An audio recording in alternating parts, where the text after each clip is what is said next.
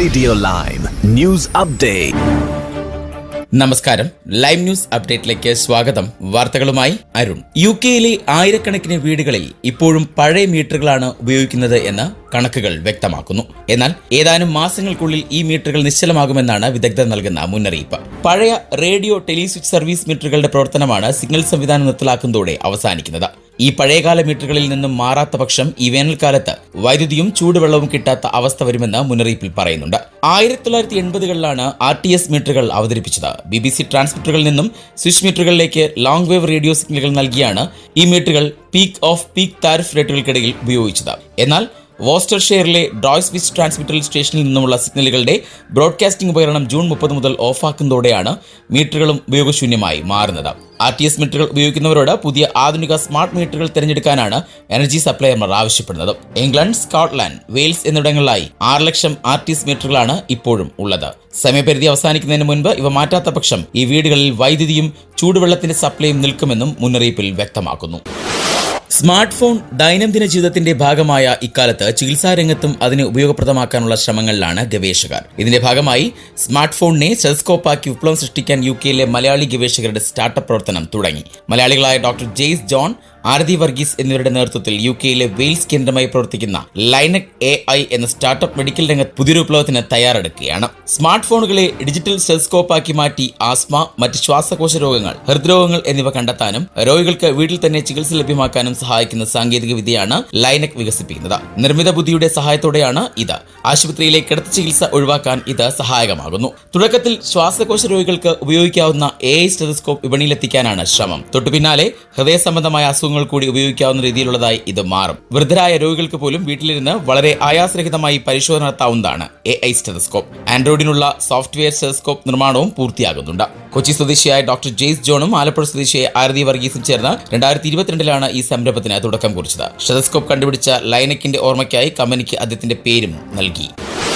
ശിവഗിരി മഠത്തിന്റെയും ശിവഗിരി ആശ്രമം UKയുടെയും സംയുക്ത ആഭിമുഖ്യത്തിൽ മെയ് 2, 3, 4 തീയതികളിൽ കവൻട്രിയിൽ സംഘടിപ്പിക്കുന്ന ശ്രീനാരായണ ഗുരു ഹാർമണി 2025 ഇന്ത്യയുടെ മുൻ രാഷ്ട്രപതി രാംനാഥ് കോവിന്ദ് ഉദ്ഘാടനം ചെയ്യും. ശ്രീനാരായണ ഗുരുദർശനങ്ങളുടെ ആഗോള വ്യാപനം ലക്ഷ്യമിട്ട് കവൻട്രിയിൽ വെച്ച് നടക്കുന്ന ഈ മഹാസമ്മേളനം നിരവധി പ്രമുഖരെയും ആഗോളതലത്തിലെ തത്വചിന്തകരെയും പങ്കെടുപ്പിക്കുമെന്ന് സംഘാടകർ അറിയിക്കുന്നു. ശിവഗിരി ധർമ്മസംഘം പ്രസിഡന്റ് സ്വാമി സച്ചിദാനന്ദ മുഖ്യരക്ഷാധികാരിയായും KG ബാബുരാജൻ ചെയർമാനായും organising committee secretary Swami Veereshwarananda എന്നിവരടങ്ങുന്ന കമ്മിറ്റിക്ക് രൂപം കൊടുത്തു. സമത്വം, സമാധാനം എന്നീ മൂല്യങ്ങൾ ലോകത്താകമാനം പ്രചരിപ്പിക്കുക എന്നതാണ് ഈ ഹാർമണിയുടെ പ്രധാന ലക്ഷ്യമെന്നും വ്യക്തമാക്കുന്നു. NHS ഇംഗ്ലണ്ട് വ്യാപകമായി ജീവനക്കാരെ വെട്ടിക്കുറയ്ക്കാനുള്ള നടപടി ആരംഭിച്ചതായുള്ള വിവരങ്ങൾ പുറത്ത്. NHS പുനർനിർമ്മാണത്തിന്റെ ഭാഗമായി ആരോഗ്യ സെക്രട്ടറി വെസ്റ്റ് ട്രീറ്റിംഗിന്റെ നിർദ്ദേശാനുസരണമാണ് ഈ നടപടി എന്നാണ് റിപ്പോർട്ടുകൾ സൂചിപ്പിക്കുന്നത്. ഇതിന്റെ ഫലമായി NHS ഇംഗ്ലണ്ടിന്റെ പകുതി ജീവനക്കാരെയും സീനിയർ മാനേജ്മെന്റ് ടീമിന്റെ വലിയൊരു ഭാഗത്തെയും നഷ്ടമാകും. പണം ലാഭിക്കുന്നതിനും department of health and social care ഉദ്യോഗസ്ഥരുമായുള്ള ഡ്യൂപ്ലിക്കേഷൻ ഒഴിവാക്കുന്നതിനുമായാണ് ഈ കടുത്ത നടപടി എന്നാണ് അറിയാൻ സാധിക്കുന്നത്.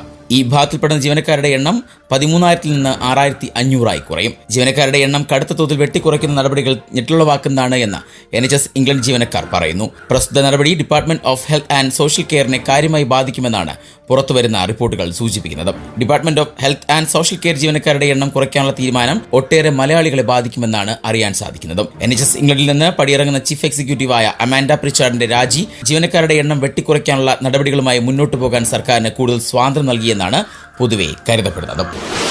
2 ബ്രിട്ടീഷ് നയതന്ത്രജ്ഞരെ റഷ്യ പുറത്താക്കിയതായുള്ള റിപ്പോർട്ടുകൾ പുറത്തുവരുന്നു. ഒരു ബ്രിട്ടീഷ് നയതന്ത്രജ്ഞനെയും മറ്റൊരു നയതന്ത്രജ്ഞന്റെ ഭാര്യയെയുമാണ് പുറത്താക്കിയത്. UKയും റഷ്യയും തമ്മിലുള്ള നയതന്ത്ര യുദ്ധത്തിന്റെ ഏറ്റവും പുതിയ സംഭവ വികാസമാണ് നയതന്ത്രജ്ഞന്മാരെ പുറത്താക്കിയ നടപടി. രാജ്യത്തിനെതിരായി പ്രവർത്തിച്ചു എന്ന ആരോപണം ഉയർത്തിയാണ് 2 പേർക്കെതിരെ നടപടി എടുത്തിരിക്കുന്നത്. കൂടാതെ അവരുടെ അക്രഡിറ്റേഷൻ എടുത്തു കളയുകയും ചെയ്തു.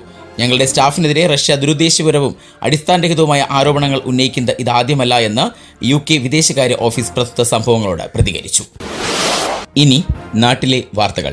സംസ്ഥാനത്തെ കോൺഗ്രസ് പാർട്ടിയിൽ ഇന്ന് നേതൃതലത്തിൽ തർക്കമൊന്നും ഉണ്ടാകില്ലെന്ന് AICC general secretary Deepa Das Munshi ഉറപ്പു നൽകിയെന്ന് മാണി സി കാപ്പൻ. കൂടിക്കാഴ്ചയ്ക്ക് ശേഷം തിരുവനന്തപുരത്ത് മാധ്യമപ്രവർത്തകരോട് സംസാരിക്കുകയായിരുന്നു അദ്ദേഹം. മുന്നണി വിപുലീകരണം ചർച്ചയായില്ലെന്നും എന്നാൽ കേരള UDFിലേക്ക് കോൺഗ്രസ് തിരികെ വരുന്നതിൽ പ്രശ്നമില്ലെന്നും അദ്ദേഹം പറഞ്ഞു. പാലാ സീറ്റ് വിട്ടുകൊടുക്കില്ലെന്നും അദ്ദേഹം വ്യക്തമാക്കി. കോൺഗ്രസ് നേതാക്കളോട് ഒറ്റക്കെട്ടായി പോകണമെന്ന് നേതാക്കൾക്ക് നിർദ്ദേശം നൽകിയിട്ടുണ്ടെന്ന് ഘടകകക്ഷി നേതാക്കൾക്ക് AICC general secretary Deepa Das Munshi ഉറപ്പും നൽകി.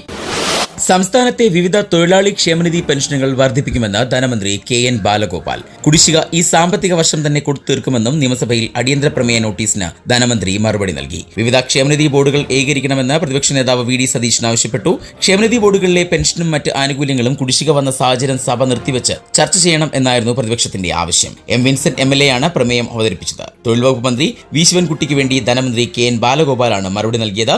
UDF ഭരണകാലത്തെ കുടിശ്ശിക ഉൾപ്പെടെ കൊടുത്തത് LDF സർക്കാർ അധികാരത്തിൽ വന്ന ശേഷമാണെന്ന് ധനമന്ത്രി സഭയിൽ മറുപടി നൽകി. വന്യജീവി ആക്രമണം പരിക്കേൽക്കുന്നവർക്ക് നഷ്ടപരിഹാരം നൽകുന്നത് ചർച്ച ചെയ്ത് തീരുമാനിക്കും മന്ത്രി AK ശശീന്ദ്രൻ അഭിപ്രായപ്പെട്ടു.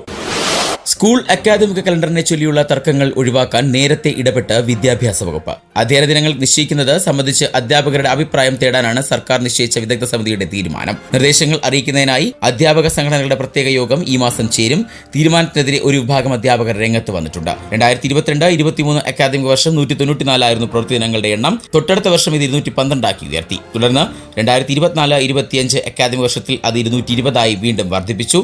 ഇതോടെ അധ്യാപകരുടെ പ്രതിഷേധം അണപൊട്ടി. ഒരു വശത്ത് സമരങ്ങളും മറുവശത്ത് നിയമപോരാട്ടവും. തുടർന്ന് ഹൈക്കോടതി ഇടപെട്ട് പ്രശ്നം പരിഹരിക്കാൻ സർക്കാരിനോട് നിർദ്ദേശിക്കുന്നു. ഇതോടെയാണ് വിഷയം പഠിക്കാൻ വിദഗ്ധ സമിതി നിശ്ചയിച്ചത്. സർക്കാരിന്റെ കണക്ക് പ്രകാരം 195 ദിവസമാണ് ഇത്തവണ അധ്യയന ദിവസങ്ങളായി ഉണ്ടായിരുന്നത്. അതിനാൽ തന്നെ ഇത്തവണ അക്കാദമിക് കലണ്ടർ വിഷയത്തിൽ ഒരു മുഴം മുൻപേ എറിയുകയാണ് സമിതി.